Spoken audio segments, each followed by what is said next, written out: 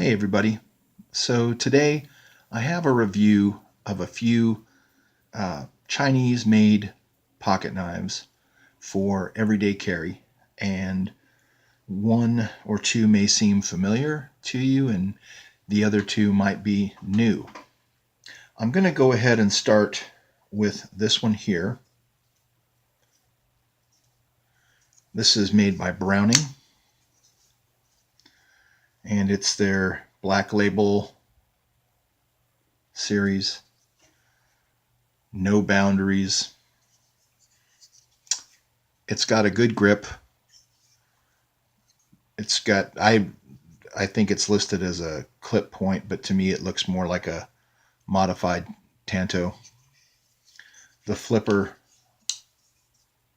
becomes a nice finger guard, and the color is good, I guess, for inconspicuous carry if you're wearing BDUs or something like that. It coyote brown or bronze, whatever color whatever you want to call it. This is the heaviest of the four. This one weighs in at 5.4 ounces.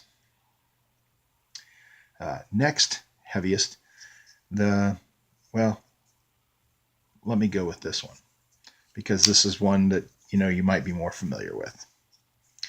This is not a Spyderco Yojimbo 2, although it does look like one, and it's a very good copy.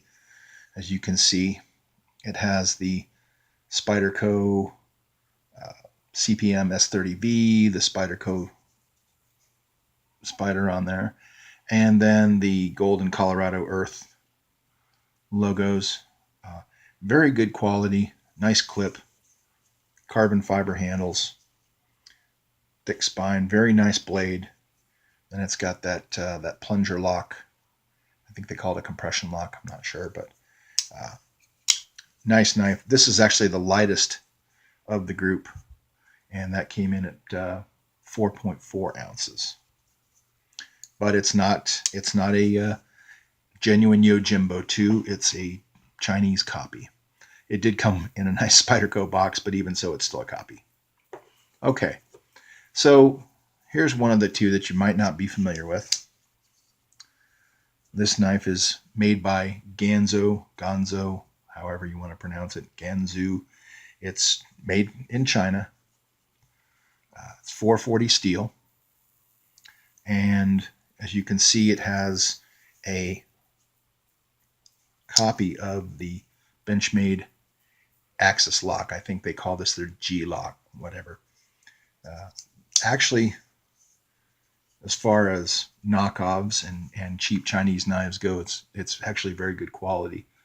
And this one's right about 4.8 ounces, so it's a little chunky, but not too bad. And then lastly, there's this one, and I think this is actually supposed to be a knockoff or an attempted knockoff of a ProTech. Again, it's a Ganzo, whatever, with the G-lock, nice shape to the blade, and this coating on it that blends really well with the clip and also the carbon fiber scales. And then all the hardware you can see is this anodized blue on it. And this weighs in at about 4.5, so just a touch heavier than the Spyderco, the faux Spider, whatever. So what's the point? Well, this is under the American label Browning, so this is a legitimate Chinese-made knife. As far as like pros and cons, the upside of this knife is it'll do the job in a pinch, and if you lose it, you're probably not going to cry a whole lot. I think it was maybe 25 or 26 bucks, and I got it at a local gun store. The Spyderco, I like this knife. And I'll be honest with you, I do like name brand knives, genuine, legitimate name brand knives, but you can't pay 180 bucks or whatever for one of these things. Just can't see spending the money on it. But this is a great little EDC knife. It's I like the modified Warncliffe blade. It's light. It's easy to snag out of the pocket with this little tongue here. And again, it's like if something happened to it, I think I paid maybe $30 or $38 for this on eBay. So if something happened to it, I'm not gonna cry. I'd be disappointed because I do like it.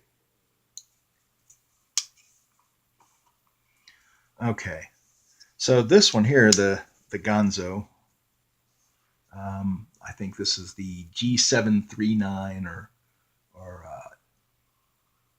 yeah, no, I'm sorry, it's the F7533, and it does look an awful lot like a Benchmade Griptilian.